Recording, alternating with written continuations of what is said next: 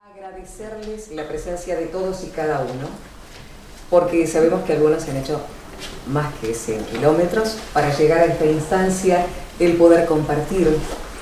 El hecho de verlos presentes también es realmente de mucho beneplácito, ya que demuestran de que realmente hay interés por conocer, interés por informarse, y también habrá un momento de intercambio, por lo tanto también un momento de interactuar y también evacuar las dudas. Así que vamos a hacer un raconto acerca de lo que se trata o de por qué se ha conformado ALI, cómo se ha denominado justamente por su sigla, que significa la Asociación de Liberales del Uruguay. Esta sigla que representa una asociación civil que tiene por objeto la difusión de las ideas de la libertad y la defensa del liberalismo en su sentido más amplio, entendido como el respeto irrestricto al proyecto de vida del prójimo. Tiene como misión además la práctica del libre pensamiento, pero por sobre todas las cosas, la tolerancia a cada uno de los integrantes de la sociedad, partiendo de la base que todo conocimiento adquirido son corroboraciones provisorias sujetas a refutación. Entre sus cometidos específicos se encuentran la realización de talleres, clubes de lectura, debates, difusión de artículos de prensa y contenidos liberales, así como cualquier otra actividad de tipo académica e intelectual, y de esa manera contribuir a lo que es el desarrollo del objeto planteado en los literales anteriores. Su asamblea constitutiva se celebró en Montevideo en el mes de agosto de este año, y estamos hoy por hoy viviendo una nueva instancia que, como decíamos, a través del intercambio, a través del informarnos, a través del conocer, reconocernos y también plantear inquietudes, es que celebramos esta reunión en nuestra ciudad de Colonia del Sacramento. Así que vamos, en definitiva, ahora a recibir en esta primera parte al señor Fernando Dottitori. Sí, por favor. Ya te había perdido. Bueno, Fernando, justamente, presidente de la ALI, abogado, egresado de la Universidad de la República en el año 2004, autor de los libros El Estado, Enemigo Público, año 2019, El Estado, Enemigo Público 2, Por el Camino de la Libertad, en el año 2020, y La Eterna Vigilancia, El Costo de la Libertad, año 2021. Lo recibimos con un aplauso.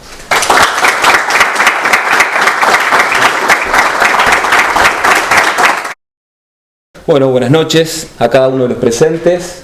Muchas gracias por vuestra presencia, que nos llena de alegría a cada uno de los integrantes de esta Nobel Asociación de Liberales del Uruguay. Muchas gracias al profesor Venegas Lynch, quien nos ha honrado con su presencia y con sus permanentes contribuciones para esto que hemos dado en llamar la ALI. Existe una idea equivocada, a nuestro juicio, en la sociedad, y es de que la riqueza de las naciones está asociada a los recursos minerales, naturales, petrolíficos que pueda tener, y eso encaja con esa errónea idea de que los países son ricos porque cuentan con estas características, con estas connotaciones que los diferencian. Sin embargo, con ese criterio, el continente africano debería ser un continente que esté nadando en niveles de bienestar material de su población en general. Nuestra hermana República Argentina debería ser un país rico. Japón, por el contrario, cuyas 2/3 partes de su tierra son improductivas, debería ser un país pobre. Y sin embargo, la realidad, que es la única verdad, demuestra precisamente lo contrario. Es algo mucho más complejo que esa simple definición a priori. Un mismo pueblo, el coreano, con los mismos recursos, hay gente que al norte del paralelo 38 se muere de hambre, y sin embargo, del otro lado, viven sensible y notoriamente mucho mejor que lo que hacen los coreanos del norte. Del mismo modo que los cubanos pueden salir adelante y ser exitosos cuando se trasladan a la Florida. Y la explicación no pueden ser los 145 kilómetros que separan la distancia que hay entre La Habana y la Florida. Evidentemente es mucho más complejo el tema. Y la explicación, ¿en qué está? Y redunda en que la clave son las instituciones, los marcos institucionales, que son la clave de la prosperidad de los países y de las naciones. Y bueno, ¿y qué tiene que ver todo esto que estoy diciendo con la ALU? ¿No? Precisamente estamos convencidos, quienes integramos la ALU, que el verdadero debate, la verdadera batalla es cultural, debe librarse en el mundo de las ideas.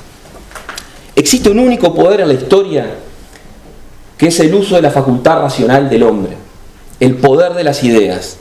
Si uno sabe o conoce las ideas que tiene un determinado individuo sobre tal o cual cosa, seguramente, no digo predecir, porque no tenemos la bola de cristal y el futuro es muy incierto, pero no nos vamos a sorprender con sus acciones y decisiones futuras. Bueno, lo mismo pasa con los países, lo mismo pasa con las sociedades. Asistimos, en Latinoamérica en general, nuestro país en particular, a ideas que están fuertemente arraigadas, como es el estatismo, ¿no? Y después tenemos ese tema del estado benefactor, el estado de bienestar, que no es otra cosa que generar el malestar en la gente de trabajo, en los contribuyentes, en los que pagamos impuestos. Esas mal llamadas conquistas sociales y esos mitos como el de la justicia social, que lo único que hacen es condenarnos a la pobreza sistemáticamente, donde se parte de la idea de que el producido de la riqueza que uno genera le pertenece al colectivo y no a quien la generó trabajando. Bueno, todas esas cosas es fundamental librar estas discusiones. Es necesario, estamos absolutamente convencidos de que debemos girar hacia la libertad.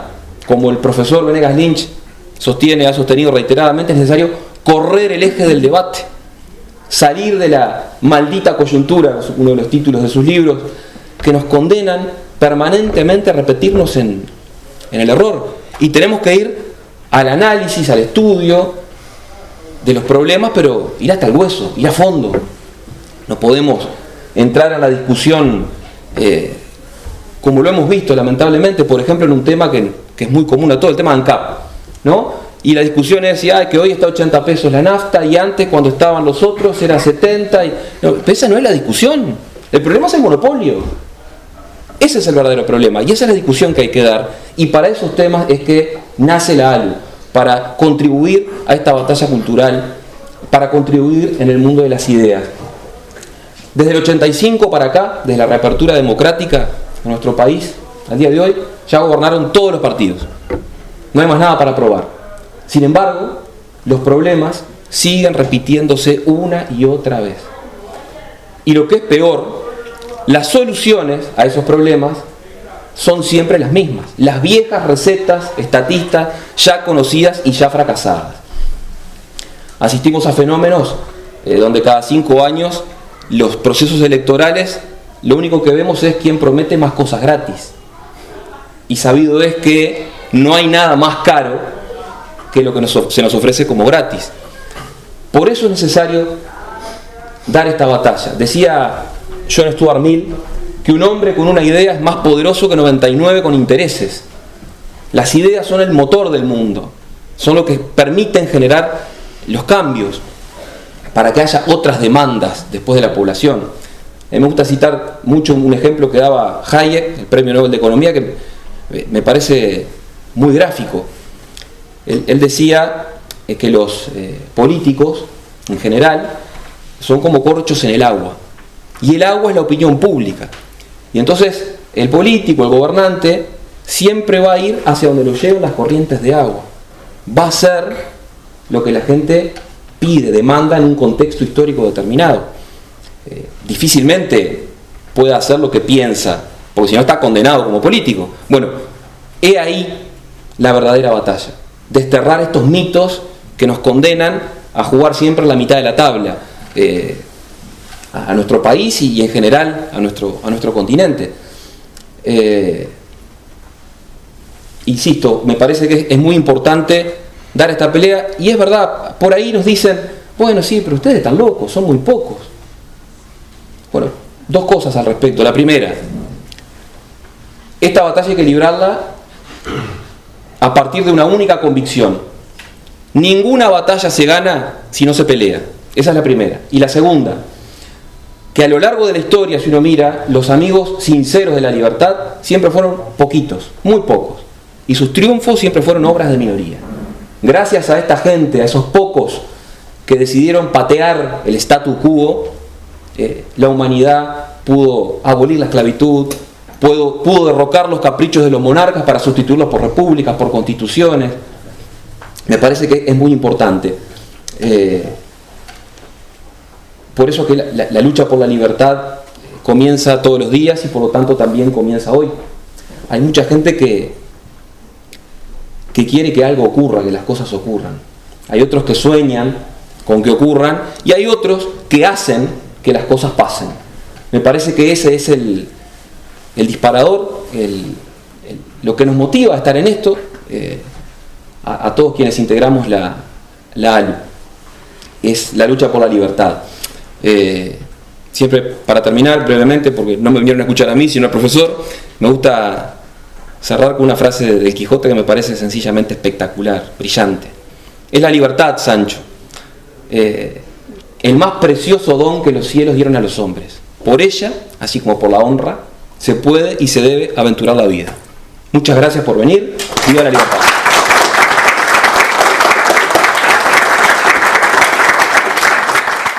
Y ahora vamos a dar paso a quien ya lo había anunciado, y es al señor Alberto Venegas Lynch, el mentor justamente, el creador. Es doctor en Economía, doctor en Ciencias de Dirección, presidente de la sección de Ciencias Económicas de la Academia Nacional de Ciencias y miembro de la Academia Nacional de Ciencias Económicas. Ha sido profesor titular de la UBA en 5 facultades: Ciencias Económicas, Derecho, Ingeniería, Sociología y en el Departamento de Historia en la de Filosofía y Letras. Ha sido director del Departamento de Doctorado en la Facultad de Ciencias Económicas de la Universidad Nacional de La Plata y durante 23 años rector de CEADE, donde es profesor emérito. Presidente del Consejo Académico de la Fundación Libertad y Progreso y del Consejo Editorial de la Filial Argentina de Unión Editorial de Madrid. Su definición de liberalismo ha sido pacífica y universalmente aceptada, entendiendo a esto como el respeto irrestricto por el proyecto de vida del prójimo. Por supuesto que ha escrito más de 20 libros de su autoría, uno de ellos, Fundamentos de Análisis Económico, fue prologado por el Premio Nobel de Economía, Friedrich Hayek. Así que lo recibimos con un fuerte aplauso.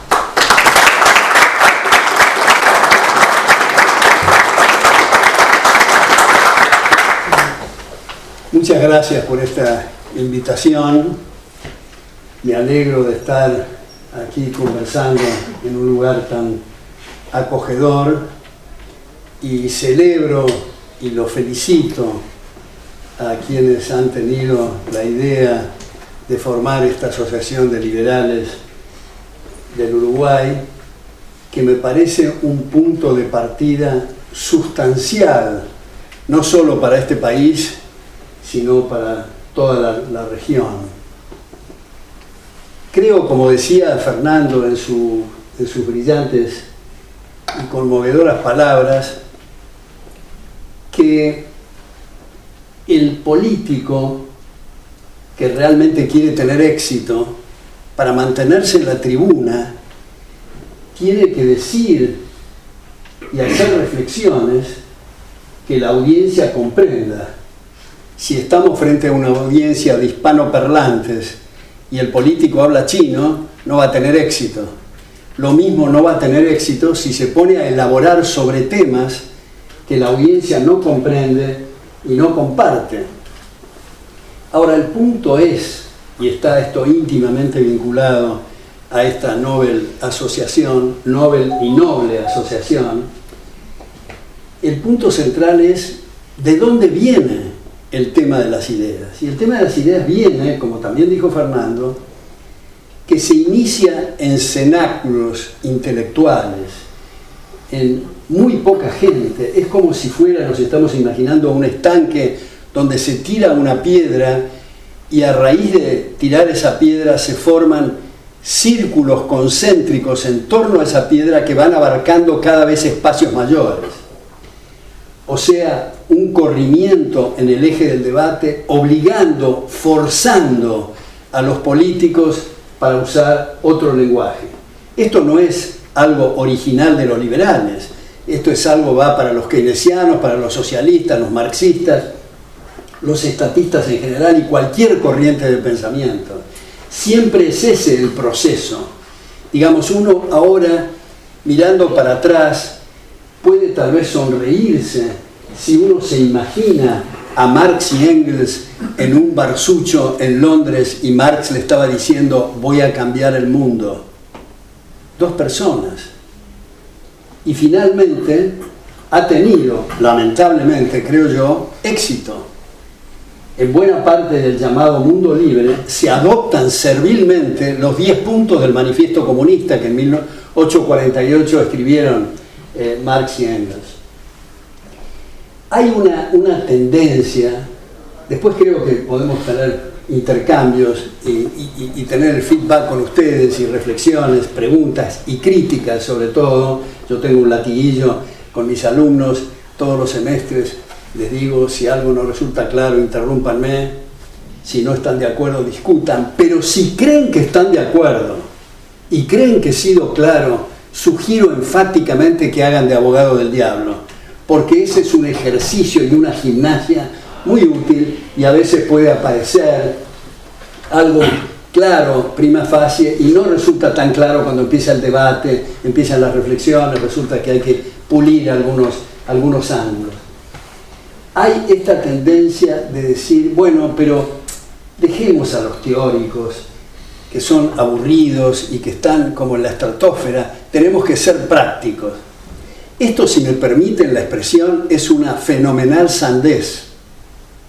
Porque como decía Peter Drucker, no hay nada más práctico que una buena teoría. Si no tenemos una teoría, andamos en la vida a los tumbos. Todo lo que aquí estamos viendo, las sillas, la iluminación, el reloj, los anteojos, la ropa, todo es fruto de teorías. Los prácticos no son más que freeriders, o para usar un argentinismo, garroneros de los teóricos. Entonces, para encaminarnos en ideas sólidas, tenemos que tener teorías que hayan sido comprobadas, y comprobadas es en el debate, es en el razonamiento, es en las elaboraciones.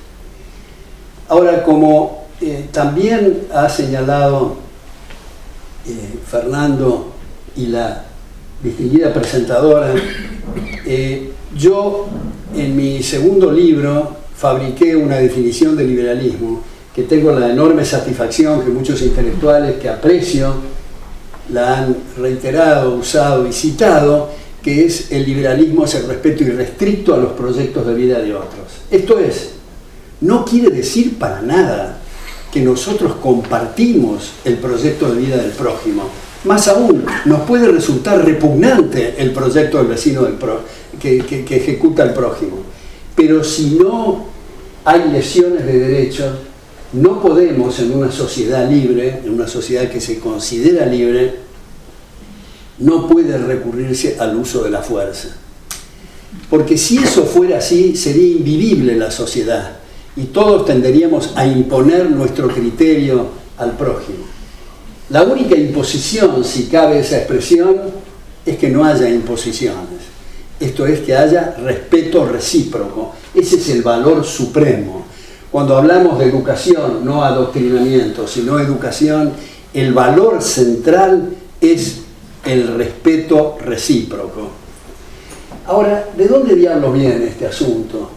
Bueno, para hacer una breve genealogía, podemos remontarnos tal vez en el origen. Bueno, en el origen es Sócrates, en el origen es la mayéutica socrática, es la importancia del conocimiento, de la refutación, que lo que aprendemos es fruto de corroboraciones provisorias. A veces se ha dicho, que para que una verdad, para que podamos probar una verdad, tiene que ser verificable empíricamente. Hay un profesor, Morris Cohen, que escribió en Introducción a la Lógica, que se imagina un diálogo con ese fulano que le está diciendo que una verdad tiene que ser verificable empíricamente. Le dice, mire fulano, lo que usted está diciendo primero no es verificable empíricamente. Y segundo, nada en la ciencia es verificable empíricamente. Todo es corroborable provisoriamente, abierta a refutaciones, como nos ha enseñado Karl Popper en sus distintos trabajos. Ahora, para poner algo más moderno, aunque antiguo, porque estamos hablando del siglo XVI, el comienzo de esto fue la escolástica tardía, la primera tanda de la escuela de Salamanca, de la célebre escuela de Salamanca. Esto es Juan de Mariana, Luis de Molina, Francisco de Vitoria y otros colegas que han hecho contribuciones extraordinarias. Digo la primera tanda porque la segunda tanda, hago aquí una nota a pie de página, la segunda tanda fue los diputados de las Cortes de Cádiz en 1812, es decir, decimonónico, y esa segunda tanda que elaboró esa constitución de 1812 en Cádiz fue la primera vez que se utilizó la expresión liberal como sustantivo. Hasta ese momento era un adjetivo, liberal era manga ancha, generoso. Ahora, luego de esa primera tanda en la escuela de Salamanca, escolástica tardía, tenemos que destacar la escuela escocesa del siglo XVIII, Adam Smith, Hume, Ferguson, que han hecho contribuciones extraordinarias, y alguien decía acá en la presentación, creo que Fernando, el sustento moral que tiene el liberalismo está reflejado en el primer libro de Adam Smith de 1759, que se llama Teoría de los Sentimientos Morales, antes de La Riqueza de las Naciones de 1776. Luego, para hacer un resumen de esto, debemos destacar la escuela austríaca. 1871 comienza con Karl Menger, con von Bauer, Ludwig von Mises, Hayek citado acá, Israel Kirzner, digo Kirchner, hay que pronunciarlo bien para no equivocarse con Kirchner, es algo muy distinto. Hago acá otra nota a pie de página, decía hace relativamente poco en Montevideo, en el Sofitel, un empresario, distinguido empresario uruguayo, me decía, como vos sabés Alberto, Hernandarias trajo la ganadería y Kirchner nos trajo la agricultura, debido a las inversiones argentinas como consecuencia de ese desatino kirchnerista. Cierro ese paréntesis para decir, luego de la escuela austríaca ha habido muchas otras manifestaciones, las más conocidas, la escuela de Chicago, Public Choice de James Buchanan, otro premio Nobel de Economía, Rational Expectations y otras. Pero estas influencias han sido muy grandes a través del tiempo en el plano académico, pero ahora se ha desarrollado en la Argentina y en algunas otras partes una primera manifestación política de ese liberalismo gracias a los trabajos intelectuales y académicos anteriores. Esto, cuando estamos diciendo, sea del Uruguay, sea de la Argentina o sea de cualquier parte, no se trata necesariamente de responsabilizar o decir que hay mala fe y malas intenciones. Generalmente hay muy buena fe y buenas intenciones, pero son irrelevantes las intenciones. Lo importante son los resultados.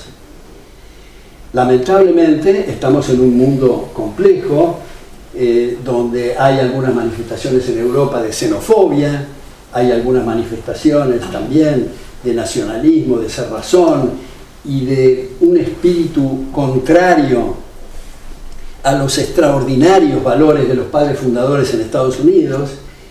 Yo acá paso un chivo para decir, uno de mis libros se llama Estados Unidos contra Estados Unidos, donde muestro ese lamentable declive. Hay, desde luego, reservas morales muy potentes en Estados Unidos, hay instituciones y fundaciones que hacen una tarea muy meritoria y espero que pueda rectificar esto. En América Latina sabemos lo que está pasando en Cuba, en Nicaragua, en Venezuela, lamentablemente en la Argentina por el momento, aunque en la Argentina hay fundaciones, la Fundación Federalismo y Libertad en Tucumán, las fundaciones en Santa Fe, Fundación Libertad y Fundación Bases, la Fundación Liberal en Córdoba, el Club de la Libertad en Corrientes, la Fundación Libertad y Progreso en Buenos Aires, que reúnen chicas y chicos extraordinarios, con tesis doctorales notables, con trabajos, con seminarios que son una gran esperanza. Y como decía, hay una manifestación muy atractiva, a mi juicio, política en la Argentina, que está centrada en la persona de Javier Milei, que mi querido amigo Armando Rivas ha escrito hace mucho tiempo un libro que se llamaba El milagro argentino, la existencia de Juan Bautista Alberdi, como yo dije hace poco en un reportaje con Fontevecchia en radio. El segundo milagro argentino, a mi juicio, es Javier Milei, que usa un lenguaje que hace muchas décadas que no escuchábamos en la Argentina, de manera que es una razón para ser optimista. Ahora, también mencionó Fernando el tema de los marcos institucionales, porque como alguna vez he publicado un trabajo que se llama Liberalismo no se cortan tajos, no es una cuestión económica, es una cuestión filosófica, ética, jurídica, histórica y económica, inseparables todos los aspectos. Y respecto a lo que estábamos diciendo recién de los marcos institucionales que introdujo Fernando, creo que es muy importante revisar entre nosotros qué queremos decir cuando estamos hablando de democracia. ¿Es compatible con los Giovanni Sartori de nuestra época que sostenían, y muchos continuadores siguen sosteniendo, remarcando y subrayando, poniendo énfasis, en que la parte central, medular de la democracia es el respeto a los derechos de las personas, y el aspecto secundario, formal y mecánico es el recuento de votos? Pero me pregunto, y les pregunto, ¿acaso el llamado mundo libre no ha subvertido esta relación? No solo ha convertido en la parte principal lo que es secundario, sino que lo principal ha desaparecido. Solamente es un recuento de votos. Con ese criterio absurdo y suicida, podríamos decir que Hitler era democrático porque ganó con la primera minoría, o Salvador Allende en Chile, o este personaje absurdo, nefasto y ridículo que habla con los pajaritos en Venezuela. Me parece que es un insulto a la inteligencia el utilizar el término democrático en ese contexto. Por lo tanto, les sugiero, si a ustedes les parece bien, que usemos las neuronas y pensemos en nuevos límites al poder político. Porque Hayek, citado varias veces acá, en su libro Law, Legislation and Liberty, Derecho, Legislación y Libertad, en la edición inglesa del 73, en las primeras 12 líneas, él dice: el liberalismo ha hecho contribuciones notables, ha eliminado la monarquía, en fin, ha hecho muchas contribuciones, pero tenemos que reconocer que por ahora, para ponerle brida al Leviatán, hemos sido un completo fracaso. Por lo tanto, sugiero, y en el tercer tomo sugiere, medidas para limitar el poder legislativo en las dos cámaras. Medidas que se agregó a eso lo que ocurre en Estados Unidos, en algunos estados como Dakota del Sur, como Nevada, como Texas, donde los legisladores son part-time, son tiempo parcial, por dos motivos. Primero, para que sepan lo que es el sector privado, y segundo, para que no hagan un negocio de la política. Bruno Leoni, el gran jurista Bruno Leoni, en un libro muy bien traducido al castellano, La libertad y la ley, dice que en el Poder Judicial deberíamos de introducir árbitros privados sin ninguna condición de ninguna naturaleza, incluso que no sean abogados, que a veces es mejor. Y hago otra nota a pie de página acá para decir que lamentablemente en muchas de las facultades de derecho de nuestra región no egresan abogados. Abogado quiere decir defensor del derecho. Egresan estudiantes de leyes que pueden repetir de memoria la ley, el inciso y el párrafo, pero no tienen la más perra idea, si me permiten esa expresión, de lo que significa el derecho, y lo confunden muchas veces con pseudo derechos, es decir, producir manotazos al bolsillo del fruto del trabajo ajeno. Montesquieu, en uno de los párrafos poco conocidos y pocos trabajados del espíritu de las leyes, propone para el Ejecutivo algo que se había ensayado en la República de Florencia y de Venecia en la antigüedad.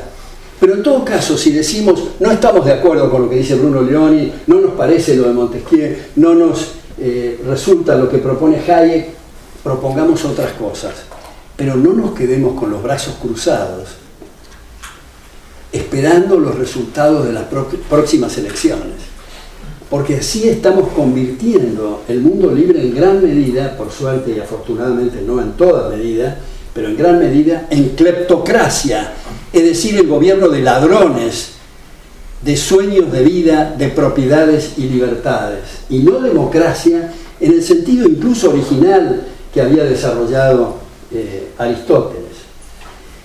Ahora, hay un punto que es muy crucial, me parece a mí, y tal vez les parezca a ustedes, y es esta especie de manía por el igualitarismo, confundiendo la igualdad de resultados con la igualdad ante la ley.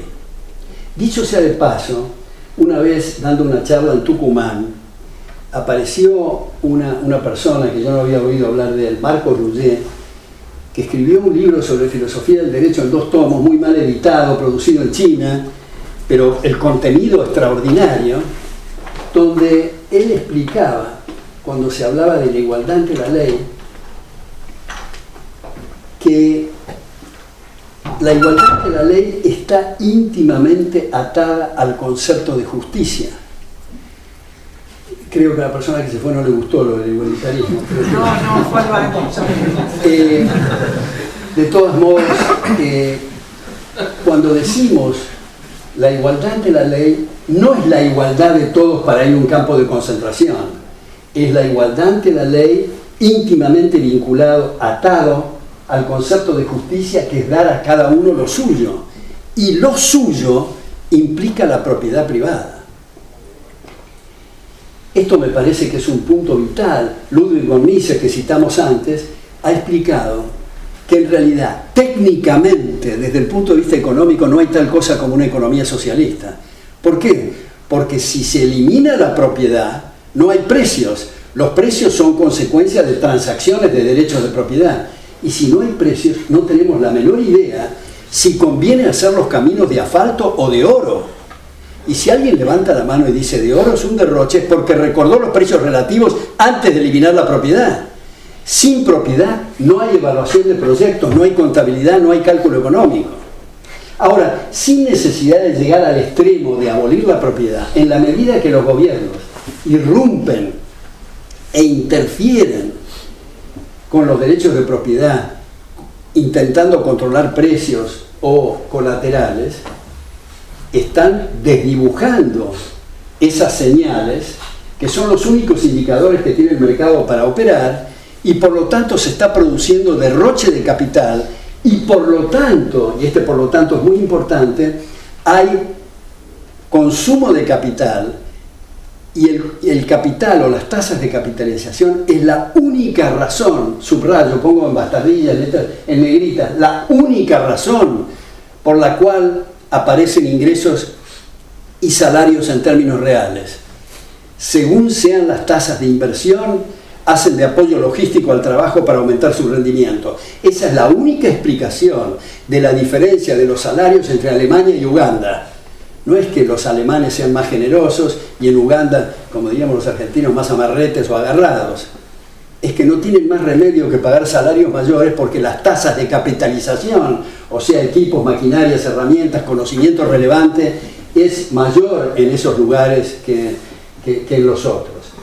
Sin embargo, tenemos esa manía, monótona manía, repetidora manía, de sugerir la guillotina horizontal. Esto es, la gran bendición de que seamos todos distintos, desde el punto de vista anatómico, bioquímico, sobre todo psicológico, que permite la cooperación social y tener fuerzas y talentos diversos. Miren el espanto que sería si fuéramos todos iguales. Sería hasta aburrida la conversación entre nosotros, porque sería lo mismo que hablar con el espejo. Gracias a que hay distintos talentos, a que hay distintas fuerzas, y hay distintas perspectivas y distintas vocaciones, llamados interiores, como diría Octavio Paz. Gracias a eso hay la cooperación social y la división del trabajo. Y para cerrar estas breves reflexiones, hay un punto que habitualmente se sugiere para producir esta guillotina horizontal o algo parecido a la guillotina horizontal, y es el impuesto progresivo. Como ustedes saben, hay dos formas de establecer impuestos. Impuesto proporcional, quiere decir que la tasa, la alícuota, es igual para todos, desde luego que el que está gastando 1 millón, volvió la persona, 1 millón no es lo mismo, no está cobrándole el mismo impuesto, el 10% de 1 millón no es lo mismo que el 10% de 1000. Sin embargo, el impuesto progresivo significa que progresa la tasa a medida que progresa el objeto imponible. ¿Cuál es el efecto o los efectos muy contundentes del impuesto progresivo que está en el Manifiesto Comunista de Marx, dicho sea de paso, ¿no? Y lo adoptamos servilmente, como otras cosas hemos adoptado lamentablemente? Primero, es un impuesto regresivo, porque afecta muy especialmente a los marginales y a los más necesitados. Porque en una punta se puede cobrar el 90% de un impuesto progresivo, esa persona, el millonario de la comunidad, no va a dejar de consumir, ni va a cambiar su auto, ni va a vivir en otra casa, va a dejar de invertir. Y si deja de invertir, está afectando los salarios y los ingresos de los marginales, primero. Segundo, altera las posiciones patrimoniales relativas. ¿Qué quiere decir eso? Todos los que estamos acá tenemos posiciones patrimoniales relativas distintas, de 2 a 3, de 6 a 4, en fin, etc. Si se establece un impuesto proporcional, después de haber pasado el rastrillo fiscal, todos quedamos con la misma posición relativa patrimonial. Sin embargo, si se establece un impuesto progresivo, se alteraron todas nuestras posiciones patrimoniales relativas. ¿Y qué importa alterar las posiciones patrimoniales relativas? Es que vamos al supermercado, compramos más lechuga, menos de Coca-Cola, y no quiero hacer con esto propaganda, y compramos más papas o más zapatos y lo que fuera, estamos estableciendo posiciones patrimoniales relativas. Y cuando salimos del supermercado, el gobierno dice: voy a establecer un impuesto progresivo, lo cual quiere decir voy a alterar los votos que ustedes recién hicieron en el supermercado. Y esto de mal asignar recursos es lo mismo que tirar capital al mar. Otra vez afecta salarios e ingresos en términos reales. Afecta, como anteúltimo punto, afecta la movilidad social. Esto es, los que están en la base de la pirámide patrimonial y vienen subiendo con esfuerzo, le cobran el 20, el 30, el 40, el 50, no llegan jamás al vértice. En realidad es un privilegio para los que más tienen, que quedan en el vértice, y para los que juegan rugby saben lo que quiere decir el hand-off. Estamos eliminando a la gente que viene de abajo, se está eliminando. En realidad, en una sociedad abierta, el que está en el vértice y no sirve tiene que bajar con la velocidad necesaria, y el que está en la base y sirve tiene que subir con la velocidad necesaria. ¿Qué quiere decir sirve? Quiere decir que el empresario en una sociedad abierta no tiene más remedio para satisfacer las necesidades de sus clientes que ofrecer bienes y servicios que les agraden. Y si no dan en la tecla, si yerran, incurren en quebrantos. Y es muy importante el cuadro de resultados. El quebranto y la ganancia es muy importante como indicadores. Y esto no quiere decir pseudoempresarios, varones feudales, privilegiados, que actúan en esa cópula hedionda con el gobierno de turno para tener privilegios y mercados cautivos. Eso no tiene nada que ver con el empresario.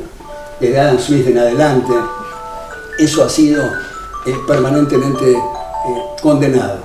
Y por último, en el impuesto progresivo, es un castigo a la eficiencia. Esto es, decimos, la gente tiene que ser eficiente, tiene que producir más. Bueno, cuando produce más palos proporcionales fiscales. Entonces cierro estas breves reflexiones con ustedes para decirles que no es una exageración decir, no es una exageración subrayar y enfatizar en conexión con esta asociación que hoy brindamos y celebramos su existencia. Antes de acostarnos todas las noches, deberíamos de preguntarnos, ¿qué hice hoy para que me respeten? Si la respuesta es nada, no tenemos derecho al pataleo. Todos tenemos que contribuir para que se nos respete. Todos tenemos que contribuir. No podemos actuar como si estuviéramos en un inmenso platea, mirando el escenario para que otros nos resuelvan los problemas. Somos nosotros los que tenemos que poner nuestro granito de arena para resolverlo. Celebro nuevamente esta extraordinaria iniciativa de crear esta asociación y felicito a todos los responsables y estoy seguro que van a tener un gran éxito, como dije al principio, no solo en el Uruguay, sino en toda la región. Muchísimas gracias.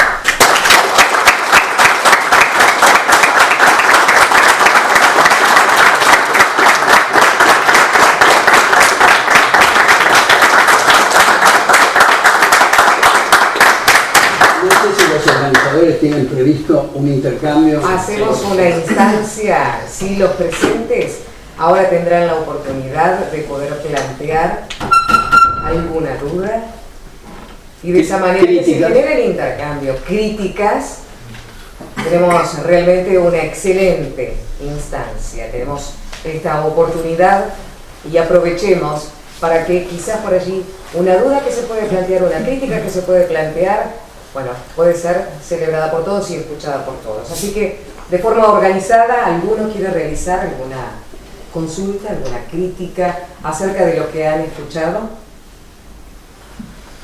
Silencio absoluto. Sí. Esto nos enriquece a todos, así que bienvenido sea. Voy a romper el hielo. Profesor, una de coyuntura. ¿Cómo ve, de maldita coyuntura, cómo analiza la situación actual del Uruguay en el contexto de este nuevo gobierno después de 15 años de hegemonía frente amplista, por decirlo de alguna manera? Si ha habido un cambio tangible o si, por el contrario, ha habido un cambio en la gestión del producto del esfuerzo ajeno. Bueno, gracias Fernando por esa reflexión.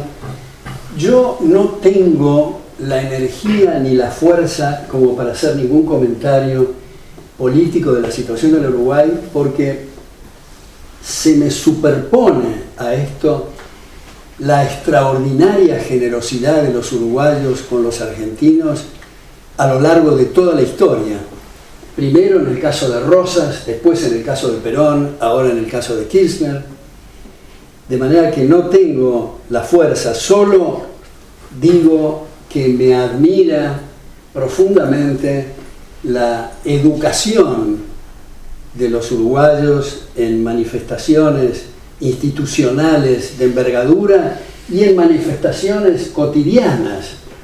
Con mi mujer comentamos habitualmente la ceremonia que es, en el caso uruguayo, el cruce de peatones en la calle y cómo los automóviles frenan, y cuando hay alguien que agradece es argentino porque está sorprendido de lo que le está ocurriendo. La educación, como digo, del uruguayo, la amabilidad, la hospitalidad, se sobreponen a esto. Ahora, sí quiero comentar que hace relativamente poco tuve un almuerzo con Mario Vargas Llosa y varios del gabinete uruguayo. Estaba la vicepresidenta, estaba el ministro de Educación, estaba la ministra de Finanzas, estaba mi querido amigo, el segundo de la ministra de Finanzas, Hernán Bonilla, que mientras estuvo en funciones, ahora vuelve a su think tank, pero mientras estuvo en funciones me pasaba una serie de informaciones, y yo le dije en un momento dado: mirá, Hernán, no me pases más datos, el único dato que me interesa es cómo evoluciona el gasto público en términos reales, el resto son anécdotas. Y nunca más me pasó ningún dato. Pero de todas formas, las comparaciones a veces son odiosas, pero digamos, cuando uno oye al actual presidente de la República Uruguaya, uno queda admirado en comparación con lo que tenemos por el momento en la Argentina. Como dijo Fernando antes, teniendo una serie de posibilidades de distinta naturaleza, hemos decaído en la Argentina, seguramente ustedes recuerdan, pero de la Constitución alberdiana liberal del 53 hasta el golpe fascista del 30 y mucho más a partir del golpe peronista del 43, éramos la admiración del mundo, el aplauso del mundo. Los salarios e ingresos en términos reales del obrero de la incipiente industria en la Argentina y del peón rural eran superiores a los de Suiza. Esto no fue un lapsus. Suiza, Alemania, Francia, España, Italia, la población se duplicaba cada 10 años. Teníamos indicadores comparables con Estados Unidos, exportaciones como las canadienses. En el centenario 1910, cuando nos visitaron miembros de la Academia Francesa, compararon los debates parlamentarios argentinos con los que tenían lugar en la Academia Francesa por la versación de las distintas personalidades y sobre todo por su independencia de criterio y no votos en bloque como si fueran una manada, digamos, ¿no? Hay estos signos en la Argentina que eventualmente pueden producir resultados satisfactorios a mediano plazo, espero. Pero también, no me quiero poner excesivamente grosero, pero digamos, cuando uno está con un gobernante argentino tiene que cuidarse mucho la billetera. Sin embargo, en el caso uruguayo, yo era muy amigo de Jorge Valle, casado en primeras nupcias con una argentina, la hija de Raúl Lamuraglia, y teníamos mucho intercambio también cibernético. Lo conozco a Julio Sanguinetti. Cuento una anécdota que él dice que es mentira lo que voy a decir, pero es cierto. Cuando cumplió 80 años el diario El País, nos invitaron a Carlos Alberto Montaner, a Guiso Ormani y a mí a hablar, y en un momento dado llega un emisario del presidente, el entonces presidente Julio Sanguinetti, que quería hablar con nosotros para hacer unas consultas. Fuimos a su despacho, nos atendió muy amablemente, habló más o menos 1 hora y media, no nos preguntó nada y se fue. También he tenido y he participado en seminarios con la Calle Padre varias veces, en quien tengo una muy buena relación, y en lo de mi querido amigo Johnny Anchorena en Colonia hemos almorzado con Tabaré Vázquez. No comparto su política, aunque sí comparto, y lo subrayé, y hemos intercambiado con él, gracias a su secretaria, y bueno, personalmente compartimos esto que ha dado en llamarse aborto, que es homicidio en el seno materno. Eso coincidíamos con Tabaré Vázquez, pero en todo caso, todos personajes, o casi todos, digamos, civilizados, con quien se puede intercambiar ideas por más que uno no comparta. No es el caso de los últimos regímenes argentinos, lamentablemente, a pesar de que hemos tenido grandes presidencias como Sarmiento, Mitre, Avellaneda, Roca, en fin. Bueno, me fui un poco por las ramas, pero es para eludir la esencia de la pregunta. Gracias. Bien, ¿alguno de los presentes quisiera realizarle? Acá, Martín. Yo. Tengo una pregunta. La ALU nace para dar la batalla cultural en el terreno de las ideas, ¿no? ¿Cómo? Pero no te escuché el Que la ALU nace para dar la batalla cultural, sí. ¿no? Para defender las libertades individuales. Sí. ¿Por qué crees vos, por ejemplo, ahora en Brasil, que se están celebrando elecciones, que la izquierda, o sea, está muy reñida ahí las elecciones, ¿por qué la gente sigue a la izquierda? Porque en Chile ganó también, en Colombia. Sí. Bueno, me parece, Martín, que esa pregunta es clave. Yo en mis intercambios con amigos chilenos, a raíz de este desbarranque, bueno, ahora se ha corregido algo con la cuestión constitucional y todo, pero el desbarranque chileno, el peruano, el colombiano, yo decía, e insisto en esto tal vez nos llevaría mucho más tiempo, en fin, otro día tal vez nos podemos juntar, pero yo decía, imaginemos un gobierno que pueda abrir las puertas para que todos los habitantes, todos sean multimillonarios. Igual, si en vez de educación hay adoctrinamiento, van a salir los jóvenes gritando, incendiando con el librito de Mao en la mano. El tema de lo que hablamos y decimos, educación, tenemos que revisar lo que estamos diciendo, si estamos permitiendo politizaciones allí donde no debe haber.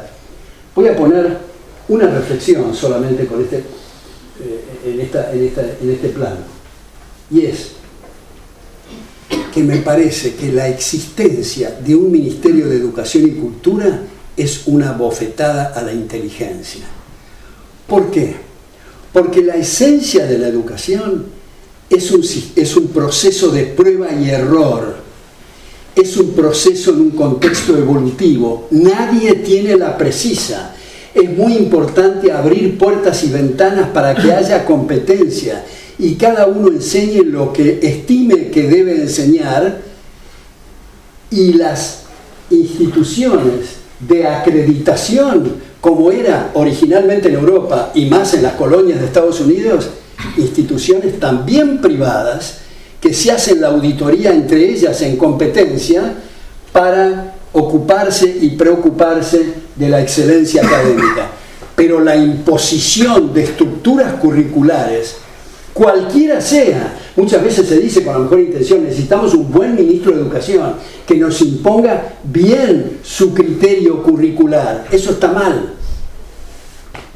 No importa que alguno de nosotros seamos ministros de Educación, cualquier cosa que hagamos siendo ministro de Educación va a estar mal, porque va a implicar una imposición, a menos que no hagamos nada, para lo cual no tiene sentido el ministerio. Entonces, la competencia es algo fundamental. Y agrego esto, y sé que va a quedar un poco en la nebulosa, con puntos suspensivos, pero Milton Friedman, otro premio Nobel en Economía, sugiere que para las personas que tienen las condiciones intelectuales, pero no tienen los ingresos para aplicar a las ofertas educativas existentes, que se le dé vouchers, esto es créditos educativos. Esto es financiar la demanda, no la oferta. Financiar la demanda a los efectos de que ese chico, esa chica, ese niño o esa niña elijan de todas las instituciones privadas que existen la que más le atrae. Entonces, este tema, no solo de Brasil, sino de otros lugares, con la mejor intención, mucha gente utiliza el tema. Yo sé que escribí, se llama en La Nación de Buenos Aires, la vaca sagrada de nuestro tiempo, la llamada la educación estatal, que se habla de educación pública. Está mal hablar de educación pública, porque la educación privada es también para el público. Se quiere ocultar la verdadera palabra, que es educación estatal, y como queda muy horrible, Lo mismo que hablar de teatro estatal, periodismo estatal, historia estatal, es espantoso. Entonces se pone educación pública para suavizar la cuestión. Ahora, este no es un tema de que maestras y maestros o profesores y profesoras en el ámbito estatal sean malos. Yo estaría escupiendo al cielo al decir eso. Yo fui profesor, como se dijo acá, en la Universidad de Buenos Aires, donde mucho tiempo profesor titular en 5 carreras de la Universidad de Buenos Aires. Hay muchas profesoras y profesores muy abnegados, pero ese no es el tema. El tema son los incentivos. ¿Qué habría que hacer con las educaciones, la educación estatal? Vendérsela al mismo claustro que hoy la administra. Pero al momento siguiente que sea de ellos, toda la asignación de recursos, toda la politización, todas las eventuales pintadas y mugres y sindicalismos van a desaparecer. Eso nos enseñó Ronald Coase, Douglas North, Harold Dempsey, que los incentivos son muy importantes. Y les digo a ustedes saben, la forma en que tomamos café y prendemos las luces es completamente distinto cuando nosotros nos hacemos cargo de la cuenta que cuando se la endosamos por la fuerza a otros. De eso se trata. Entonces, que no se diga que esta propuesta es algo contra la gente de menores ingresos. No. A duplicar, si es necesario, esos vouchers para que todos tengan esas oportunidades. Pero como digo, financiar la demanda y no financiar la oferta. Entonces me parece que es un tema sumamente delicado, este tema de la politización y el adoctrinamiento, y sé que en muchas instituciones privadas hay también problemas, pero en gran medida porque la capacitación de esos profesores ha sido en instituciones estatales. Entonces, yo agregaría, y a veces lo he escrito, en un rapto de enorme entusiasmo, en lugar de decir vendérselas al claustro, regalárselas. Es un gran negocio. Bueno, muchas gracias. Ha sido un gran placer estar con ustedes.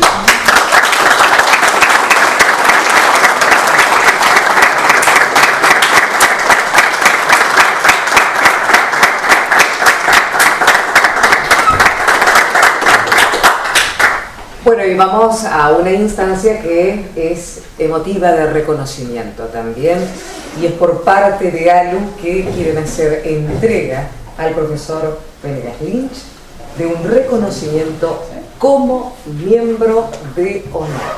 Así que les pedimos, Martín en este caso, es quien hará la entrega entonces. Bueno, muchas gracias. Muchas gracias. Por favor, muchas gracias. Muy bien.